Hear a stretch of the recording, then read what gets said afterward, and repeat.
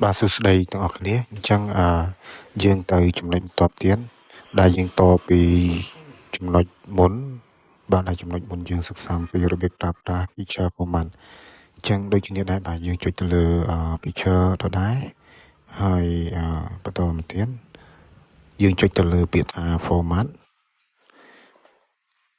បន្ទាប់ពីទាំងអស់គ្នាចុចលើ format ហើយបាទយើងចុចទៅលើពាក្យថា color អញ្ចឹងយើងរៀនបាទថែមពណ៌បាទអញ្ចឹងក្នុងនេះមានពណ៌ច្រើនណាបាទចង់ឲ្យពណ៌ស្អាតឬក៏ពណ៌បែបភ្លឺឬក៏ពណ៌បែប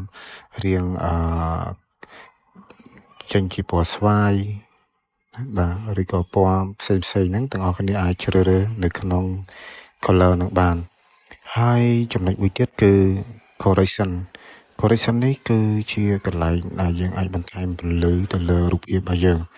ចង់ឲ្យពន្លឺវានៅកម្រិតបាទបូក20បូក40ឬក៏បាទយើងកំណត់វាមកវានឹងរៀងភ្លឺជាងមុនរូបភាពរបស់យើងហ្នឹងណាបាទអញ្ចឹងអានេះគឺការដាក់ពន្លឺទៅលើរូបភាពចំណុចមួយទៀតគឺ artistic effect នេះគឺជាកន្លែងដាក់រូបភាពបែបដូចជារៀងព្រាបែបដូចជា feel បាទអញ្ចឹងយើងអាចកំណត់កន្លែង artistic effect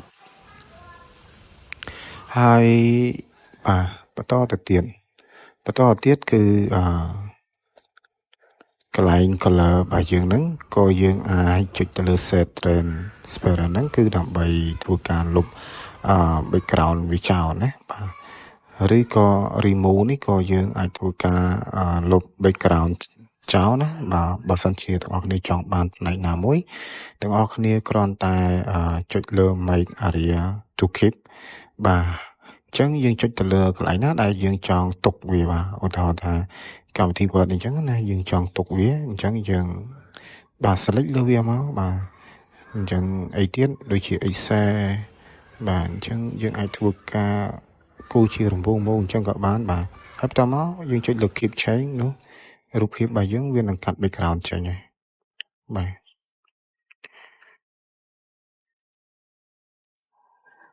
ចឹងវីដេអូហ្នឹងគឺមានតែប៉ុណ្្នឹងសូមអរគុណ